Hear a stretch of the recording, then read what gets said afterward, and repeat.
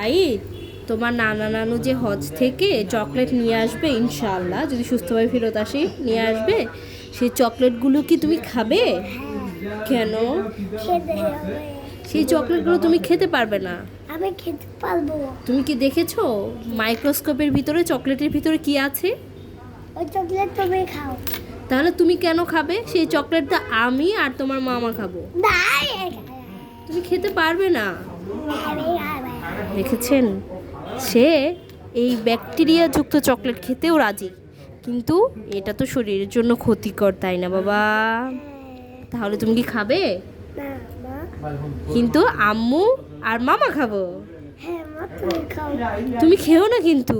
আচ্ছা মা, আমার দুলালটা চিকেন পাউরি দিয়েছো এখান থেকে। ওনারা বানিয়ে দিচ্ছে, কিন্তু তোমার নানি যে হজ থেকে নিয়ে আসবে সেটা তুমি খেও না, ওকে? আচ্ছা। ঠিক আছে, হ্যাঁ মা।